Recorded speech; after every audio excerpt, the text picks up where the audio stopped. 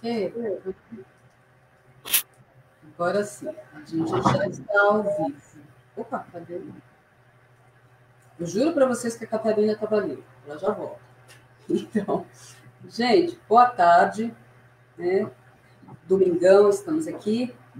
3 minutinhos atrasados, porque eu liguei o cabo errado. Né? Mas, opa, deixa eu ajeitar aqui o meu telefone. Oi, Rita, tá boa? Então, gente, hoje eu tenho o prazer, grande prazer mesmo, né? Honra sempre, mas assim, é bom demais receber amigo, né?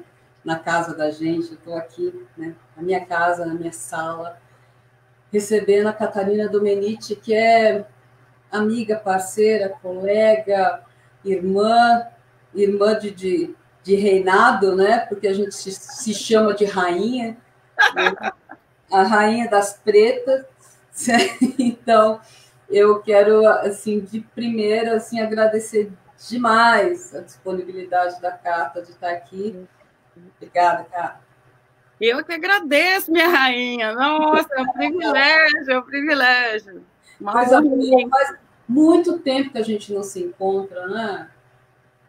Tempo demais. Puxa vida.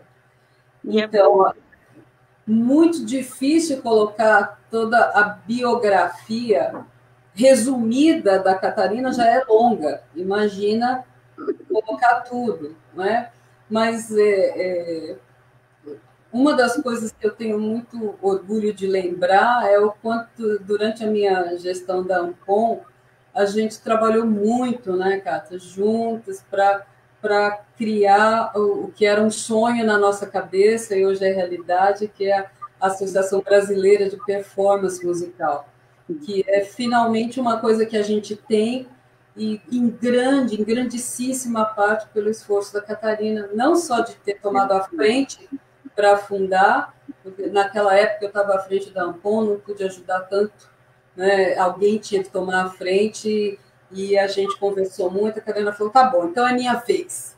E ela foi, ela segurou isso num momento dificílimo, pessoalmente difícil que eu sei, e fora o trabalho que é, se você tiver com tudo bem na vida, é muito trabalho. Imagina com problemas pessoais e tudo. Então, eu acho que o Brasil todo, nós todos devemos muito a Catarina, né? Porque hoje a gente tem essa associação e que é o nosso nicho, é o lugar, em todo lugar do mundo, o Brasil acho que é o único lugar no mundo que tem uma Ampom, porque em todo lugar do mundo as associações são por especialidade, e nós não tínhamos no Brasil uma associação de performance. Então, assim, dentre a compositora, a pianista, a pesquisadora, tem também a nossa líder, né, nossa eterna presidente, Catarina Domenici. Não, eterna não! Uma vez presidente, sempre presidente, entendeu? Não deixa, é sempre assim, presidente Catarina, que nem o presidente Fernando Henrique, tá? Assim, sempre presidente.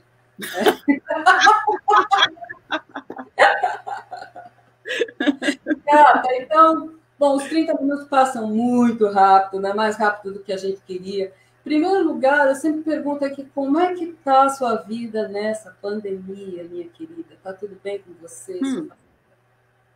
Sim, a família está ótima, a gente conseguiu se adaptar muito rápido e muito bem, né? A situação de quarentena, porque, bom, você sabe, a gente não tem office na universidade, então não tem um local de trabalho. Quando eu dava aula, tipo, na Eastman, na University of Buffalo, eu tinha uma sala com 2 pianos de cauda, computador, eu ia de manhã e só voltava para casa de noite, ficava o dia inteiro na universidade. Aqui não é bem assim. Então, a gente sempre trabalhou meio período em casa e meio período na universidade. Então, transferi tudo para casa, a gente continua trabalhando remotamente aqui, né? Então, essa parte da adaptação não foi muito difícil, né? É claro que a distância dos amigos, né? Assim, de você não poder sair despreocupado. Sempre que a gente sai para ir no supermercado, que é bastante raro e é a única saidinha que a gente dá, é bem complicado, porque a gente sai preocupado. A gente sai preocupado com a falta de consciência das pessoas, né? Que geralmente é isso, né? Assim, a gente está buscando manter o distanciamento, tá com a máscara, tudo, e a gente vê umas pessoas abanando as tranças e a sacola pela rua, assim, tipo, nada está acontecendo, a vida segue normal. E aí dá aquele pânico, assim, né? Tipo, álcool gel, distância, distância. Porque é a situação que a gente está vivendo, né? Eu vi ontem um estudo aqui que no Brasil entraram mais de 100 cepas do vírus e só 3 estão circulando por conta do distanciamento social e da situação de quarentena, né? Então, isso funciona, é a única arma que a gente tem. Eu espero que todo mundo esteja levando isso muito a sério mesmo, porque quanto mais ele circula, mais mutações ele tem, mais difícil de combater e mais facilita o contágio. Você sabe que no Brasil a gente está abaixo de 50% do confinamento, justamente porque muita gente não acredita, né, que o confinamento é a única arma segura que a gente tem. E qualquer ida ao supermercado é um risco. É necessário, é importante, a gente pode ficar sem comer, mas você tem que ter consciência de que é um risco. Ainda mais, imagina, sem comer é impossível. Não dá não, nem pensar, ficar sem comer. Então, ficar sem comida. Mas é isso, assim, porque não é só a sua saúde, né? Não é só a minha saúde ou a saúde da minha família, é a saúde da sociedade toda. E essa falta de consciência social é que eu estou sentindo muita falta aqui no Brasil. Exatamente. Né? Que o fato de você estar circulando não é só você que está se colocando em risco, né? Você está criando uma situação para que toda a sociedade fique mais vulnerável.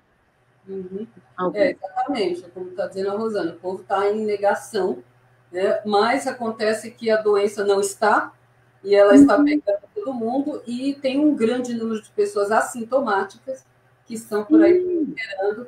A gente teve aqui 2, 3 dias atrás com o reitor da UFG, que está com Covid, assintomático. Ele nos atendeu do seu confinamento, né? Ele descobriu isso um dia antes da entrevista e ele manteve. E justamente para uma das razões, ele falou: Sônia, vamos manter porque a gente precisa alertar as pessoas de que isso não é uma gripezinha. Né? Mesmo. E que a universidade não está fazendo palpúrdia. A gente está trabalhando muito e triplicado durante a pandemia. E que me leva, então, a uma pergunta que eu queria te fazer. Como é que é produzir, né? Compositora, pianista, professora, pesquisadora, como é que estão essas Catarinas todas durante o confinamento? Bom, eu continuo, né, fazendo, assim, uma das coisas que eu saquei que era muito importante já no começo da quarentena era estabelecer uma rotina, né? Que uma das coisas que vai embora muito facilmente numa situação de quarentena é a rotina, né?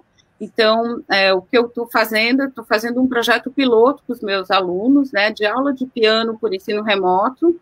Eu já comecei esse projeto no final de março, né, já teve a fase 1, a fase preliminar, que foi o levantamento, depois a fase 1, agora já estou na fase 2, porque requer o ensino remoto, que é o que todas as universidades estão agora explorando a possibilidade, né, de voltar, mas no modo remoto, requer uma adaptação de ambos os lados, né, do lado do professor e do lado do aluno. Então, eu bolei esse projeto piloto aí, a gente está trabalhando juntos, eu e os alunos, né, sobre elaborando e lapidando umas formas, né, de ensino, assim, pela internet, né, assíncrono e síncrono. E estou compondo pra caramba, pesquisando, né? Isso aí nunca para, né? Isso nunca para. Estudando pra caramba. Eu acho que a última vez que a gente se encontrou pessoalmente, para você ver como faz tempo, você estava querendo levar mais seriamente sua atividade de compositor. Foi uma coisa que você me disse: Soninha, eu estou fazendo isso faz um tempo, mas agora eu quero levar isso de uma outra maneira, num nível mais formal. E também você estava muito ligada a um projeto de gênero, né? De compositoras. E eu queria que você falasse um pouco disso. Como é que foi essa sua, né, assumir a compositora junto com a pianista, e ainda aliar isso ao trabalho de pesquisa, porque você consegue aliar as três coisas. Eu queria que você falasse como que você faz. Nós tenta. Então, o negócio da compositora, né? Assim, eu comecei a chegar num ponto da minha carreira que rótulos sempre me incomodavam, assim, até um ponto que eu cheguei e eu estava escrevendo uma biografia para mandar para um concerto que eu ia fazer, e eu li a biografia e não consegui me reconhecer nessa biografia. Eu falei, não, tem alguma coisa errada aí, porque isso que está na minha biografia é só uma pequena parte de tudo que eu sou, de tudo que eu faço, das experiências que eu tive, que eu considero super relevantes, mas que, de alguma maneira, não foram apropriadas e não estão mostradas nesse que eu chamo de lado A. Aí eu comecei um projeto em 2016, eu acho que foi o lado B da Catarina. Assim. O que é o lado B da Catarina, né? É sempre, meu primeiro contato com a música, eu brinco, né? Eu não sou só birracial, eu sou bimusical também, porque meu primeiro contato com a música foi numa escola de samba. Meu pai é mestre de uma escola de samba, que é a escola de samba aqui, Zolivre, lá de São Miguel Arcanjo. Então, foi meu primeiro contato com a música. Foi informalmente. Eu nem conhecia piano em São Miguel Arcanjo. Foi só em Itapetininga, depois que a gente foi descobrir o piano. Então, eu já vim, né, de uma formação muito híbrida. E no meu primeiro contato com o ensino formal de música, não foi só para ter aula de piano para aprender a tocar a música dos outros. Não, era improvisação, era composição, era teoria musical, tudo junto. Então, não tinha diferença nenhuma. Eu resgatei nesse negócio para fazer a promoção para professor titular, né, o primeiro programa do meu primeiro recital de piano. Então, eu estou tocando música dos outros e uma música minha, que eu fiz a música e a letra juntas, uma canção chamada Esperança, que eu recrutei minha irmã menor para cantar, e ela cantou. Ótimo. Né? E aí, ao longo da minha vida, eu vi os programas do PIAP, da nossa turnê para os Estados Unidos, eu estou lá como arranjadora, eu fiz arranjos para piano e percussão da nossa turnê nos Estados Unidos, entende? Então, aquilo estava sempre lá, sempre presente, mas nunca devidamente reconhecido e muito menos levado a sério. Então, a compositora, arranjadora, improvisadora, aquela Catarina que sempre tocou jazz, música popular, né? Ficou tudo de fora, assim, e ficou tudo muito concentrado na pianista de música contemporânea. Cara, eu amo música contemporânea, eu adoro fazer música contemporânea, eu fiz muito, continuo fazendo, mas não é a única coisa que eu faço, né? Então, acho que foi uma tentativa de integração todos esses lados meus que ficaram meio dentro do armário, como eu brinco, né? Assim, uma compositora que começou a sair do armário. Hoje é uma necessidade integrar, né, em todos os sentidos. A gente não é uma coisa compartilhada, né, que o século XIX quis tanto, sim, que a gente fosse uma coisa ou outra coisa. O século XX mostrou que isso leva à falência. Sim, sim, e que foi justamente, acho que é nessa crise, porque a gente viveu muito, a gente ainda pegou muito, acho, Sônia, né, essa coisa da era da especialização, né, essa ênfase num músico altamente especializado, seja num repertório, seja numa técnica, num instrumento, né, e aí nada mais importava, né, assim, acho que a música tornou-se um território tão altamente especializado que a gente viu que aí a gente perdia justamente a música grande, enorme, plural, diversa, né? Catarina, muitas pessoas estão entrando com declarações enormes de amor a você. Que amo. Gente linda, obrigado. Amo vocês. Eu não sei Catarina, te amo. Assim, então aqui eu não vou ficar aqui desfilando todas as, né, as declarações de amor aqui. Eu acho que eles não sabem que eu sou ciumenta. Eles não sabem que eu sou taurina e ciumenta. Eles acham que eu vou ficar repetindo aqui, né? Tá, tudo bem.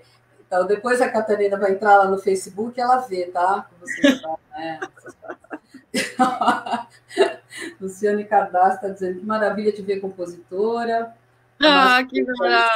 Está dizendo, mas na adolescência você já era assim, tudo. Como é que é? De tudo um pouco no dia a dia. E assim vai. Felipe Avelar Aquino, Edmundo Ora, Hashimoto. povo está entrando aí. Legal, que massa. Ó, gente querida, que beleza, que beleza. Coisa boa, né? Salve, nossa, agora você me lembrou que, na verdade, a gente se conheceu nos corredores do IAP, né? Porque a gente foi colega de graduação, para quem não sabe, na época de, né, de IAP, bem que a Catarina era bem mais adiantada que eu, era assim. Que a loura da Catarina. O meu bicho? Eu fui bicho seu. Eu fui bicho da Lia. Eu fui bicho da Lia tomada. Tá bom, eu fui bicho seu, bem tranquilo. Quando eu conheci a Lia, ela já tinha saído do IA, ela saiu antes de você, né? Foi logo que ela saiu, no ano seguinte. Mas, enfim. Então nós entramos juntas, eu acho. Eu entrei em 88. Ah, não, 88 foi meu último ano. Então tu foi meu bicho. Tu foi meu bicho, Toninha. Eu sei. Eu entrei junto com o Bobô, o Dudu. Ah, o Bobô, o Dudu. Tudo, né? Eu aqui, Bobô, né? Que legal. E aí, bom, vamos continuar. Porque a gente aqui quer saber de Catarina Dominici hoje. E como é que é? Como é que foi a sua experiência de lidar? Eu quero muito falar um pouco sobre isso, Catarina. Eu sei que não está explícito na sua biografia, mas nós já confidenciamos muito os nossos enfrentamentos de questões raciais, né? Dentro da nossa trajetória, que não é pouca coisa. E recentemente eu fui convidada a participar de uma mesa que vai discutir isso, os músicos e a questão racial. Só para confirmar, acho que vai ser dia 3 lá, uma promoção da OSUSP. Mas que aí me veio à tona, porque eu recebi esse convite justamente ontem, e eu falei, puxa, eu vou falar com a Catarina amanhã. E as pessoas, do mesmo jeito que elas acham que a pandemia é uma gripezinha, elas acham que não existe preconceito racial no país, né? E que a gente está aqui porque a gente, sei lá, né, mais clarinha, alguma coisa assim. Mas essa é uma coisa que marcou muito a minha trajetória, né? Lidar com essa questão é mais uma coisa que a gente tem na nossa trajetória. Né? Não é melhor nem pior que ninguém, mas é única. É uma coisa única. E eu acho que é só quem passa por essa coisa única que entende o quanto ela afeta. Né? E eu só falo isso, eu não falo porque, olha, você não é negro, você não sabe como é ser negro. Não é isso, não. Eu fui casada com um homem branco e ele nunca entendeu. Né? Por 7 anos, ele nunca entendeu qual que era o problema, porque como não tinha problema para ele, então, obviamente, ele não via o problema acontecer todo dia. Acontecia na minha frente, mas ele não enxergava. Porque a gente realmente não é enxergado, né? E a gente está nesse momento que mais Floyds estão morrendo todo dia, né? Você pode olhar um pouquinho para isso? Sim, sim. Tem um livro... Desculpa, eu não te preveni. Não, sem problema. Eu gosto muito desse assunto, eu sou muito apaixonada por esse assunto, né? Assim, eu me dei conta, assim, a minha afrodescendência, ela ficou muito explícita quando eu fui para os Estados Unidos. Eu sempre fui vítima de bullying na escola, porque eu sempre fui diferente das outras crianças, né? Essa coisa de família de classe média, não, né? Assim, já dá aquela embranquecida no negócio, né? Porque o preconceito no Brasil tem essa matriz que ela é social também, né? Não é só étnica, de cor, essas coisas, né? Vem junto com a questão econômica. Mas nos Estados Unidos, quando eu cheguei, foi tão interessante que eu era casada com o Eduardo Genisella, e o Edu foi antes, né? Para Eastman. E eu era um ano depois do Edu, então eu tive que esperar e acabar o curso aqui para depois ir. Estava todo mundo esperando uma italianinha, Catarina Domenici, casada com o Eduardo Genisella. Ecco. Mas que? E aí chega uma mulata, oh my God! E todo mundo olhou assim, tipo, a cara de desapontamento, porque estava o estúdio de percussão inteiro me esperando chegar na Eastman. Né? Eles olharam para mim e ficaram assim, tipo, não sabia, era um misto de choque com desapontamento. E aí foi muito interessante, porque teve um colega do Edu, que era do Texas, e ele era branco e bastante sulista. E aí ele veio conversar comigo, me pedir explicação do que eu era, né? Ele tinha aprendido no Bible School que Deus tinha marcado os filhos de Caim com a cor negra na pele. Isso é o que ele estudou exatamente, todo domingo. Então, aí tu já vê o frame of mind, né, da pessoa. Então, a gente teve longas conversas sobre isso, eu tive que explicar para ele miscigenação, que era um conceito, né, ainda muito underground nos Estados Unidos, porque até 1967, casamento interracial nos Estados Unidos era proibido, legalmente proibido, tu ia preso, que nem o casal Loving, né, que foi preso e depois ganhou o direito de se casar. Então, as crianças, não é que não existia união interracial, que existia, na Istmo inteira só tinha uma outra, que era birracial como eu, né? Que era de New Orleans. E aí, eu conversando com ela, eu descobri que lá tinha esse negócio, se você era birracial, dependendo do espectro de cor que tu era, tu podia se passar por branco e ter uma vida de branco, ou ser criado como negro. Tá? Tem um filme lindo, de 1934, que aborda essa questão, que se chama The Imitation of Life. É maravilhoso, é um dos 25 filmes na lista da cultura americana mais influential de discussão racial. The Imitation of Life. Tem uma versão também de 1959, tem uma outra de 2005. Mas a de 34 é a minha preferida, porque ele é um filme muito vanguardista, assim, são duas mães solteiras, uma branca, uma negra, né?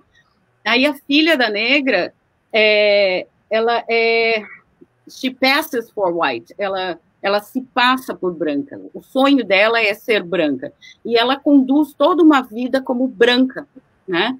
Até foi bem interessante, porque conversando com uma amiga outro dia, essa amiga falou assim, bom, você escolhe mostrar a sua afrodescendência. Eu olhei para a cara dela e falei assim, eu escolho, tanto quanto tu escolhe mostrar que tu é descendente de europeu, né? Por que a gente fala assim, você escolhe mostrar ou você não escolhe mostrar? Só para quem é descendente negro, de indígena, ou para quem tem uma opção sexual diferente, para quem foge da normatividade, né? Quem está dentro da normatividade nunca vai chegar para a pessoa e falar assim, olha, você escolhe mostrar isso. Assim, como se eu já fiz isso porque minha mãe me obrigou a fazer isso. Alisar o cabelo.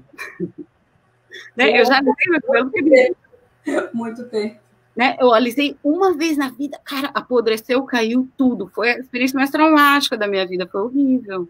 E depois entrar nessa coisa de relaxamento de cachos, vai, né, estragando o cabelo, tem 1000 coisas. Então, como eu sou, sem nenhum cosmético, sem nenhuma coisa, eu sou isso, bicho. Eu não escolho mostrar ou não deixar de mostrar nada. Eu sou isso, acabou. Finito, né?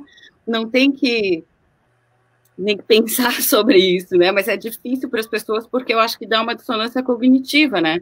Especialmente associando isso, assim, alguém que assume que é pardo, que é birracial, né? E tem o nível de escolaridade lá em cima, né? As pessoas já começam a ficar meio assim, né? Eu ainda tenho um sonho de fazer um tipo de instalação, tenho ideia de fazer uma instalação, assim, que as pessoas vão ver um vídeo da Catarina como faxineira, e depois um vídeo da Catarina como pianista. E perguntando, que etnia tu acha que ela é, velho? Não. Eu acho que tem estudos, né? Tem estudos mostrando isso, que se você... As pessoas, em certas profissões, né, ou em certas situações, elas se tornam invisíveis, né? Se você pega um executivo e veste ele de gari, você não sabe dizer que rosto ele tinha, você não sabe, ele era um gari. Né? E acontece isso com a raça também, como acontece com os orientais, se é chinês, japonês, vietnamita, é oriental. Né? A gente não distingue. Então, existe o desconhecimento e existe o preconceito, são duas coisas. Sim. Né? E nesse negócio do preconceito, desculpa de interromper, Sônia, mas eu lembrei de uma coisa, porque acabou de fechar o hotel.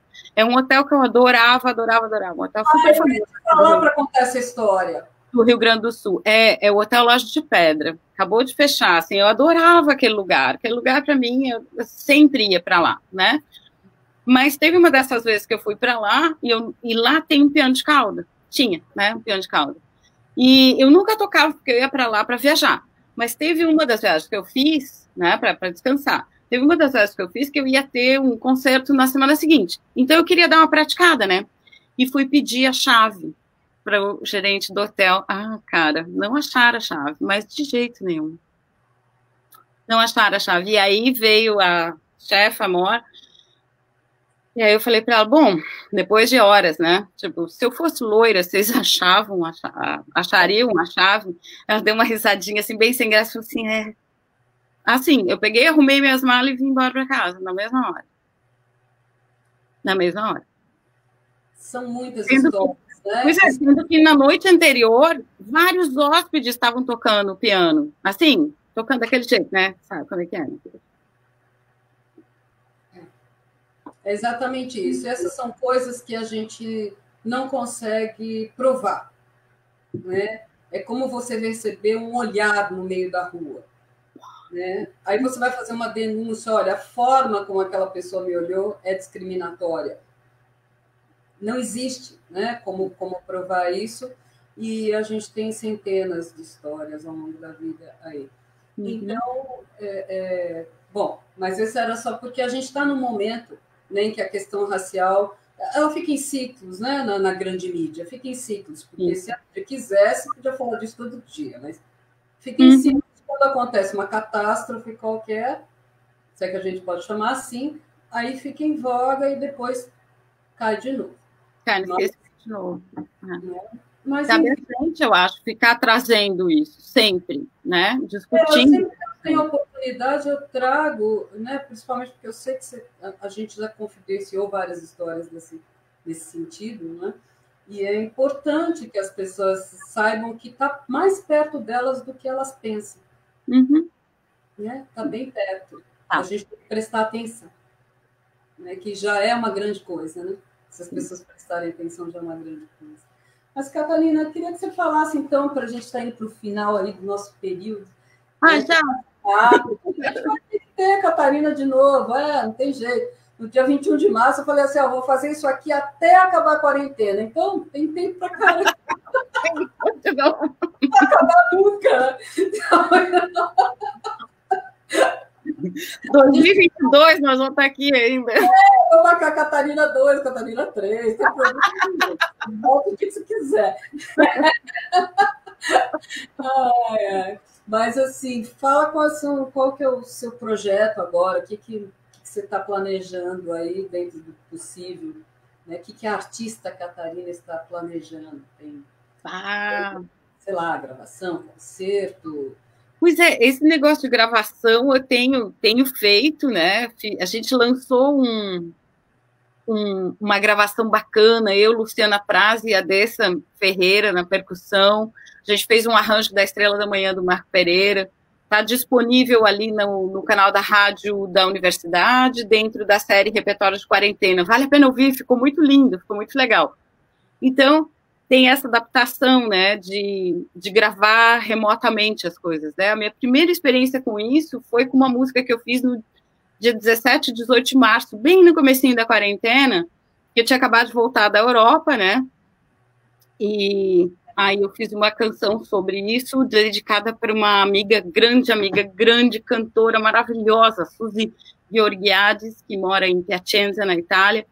Eu fiz uma canção com letra em italiano, minha primeira música com letra em italiano. Essas me ajudou, yeah! E aí eu gravei a parte do piano e mandei para ela botar a voz em cima. E tá lá no meu canal do YouTube. Se inscrevam lá no meu canal, Catarina Domenici. Coloca o endereço para nós aí, depois você entrar nos comentários. No Facebook. No comentário. Eu sempre peço para as pessoas os comentários e dicas ou links sobre essa live para serem colocados nos comentários da live, que aí todo mundo que estava lá e se interessa vai ver. Tá, massa. Então, meu canal lá no YouTube tem de tudo, tem música minha, tem John Cage, música com eletrônicos, tem repertório de prática comum, tem de tudo. Assim, eu tento deixar ele bem da minha cara, assim, né? Então, essa música tá lá. Eu não sabia ainda que tinha um programinha que dividia a tela, né? Então eu fiz um PowerPoint com as fotos que a gente tirou em Piacenza em fevereiro desse ano. Né? Tecnologia primitiva. Então, acho que esse é um dos grandes desafios que eu estou sentindo hoje. Eu estou muito jurássica em termos tecnológicos. Eu preciso me reciclar muito rápido para dar conta de seguir essa nova maneira de produzir música nessa época. A gente tem a indústria da música foi super rápida para se adaptar, né?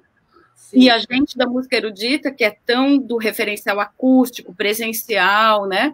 A gente dá uma, eu sinto, pelo menos comigo, né? Que dá uma remada para to catch up. Né? O que está me salvando é que, como a live é todo dia eu faço uma coisa errada. Então, todo dia eu aprendo alguma coisa. Agora, parece que eu sei um monte, mas assim, já faz quase 100 dias, né? Vai fazer 100 dias que eu estou fazendo isso todo dia. Então, uma hora você acaba entrando. Dá certo, né? Uma hora dá certo.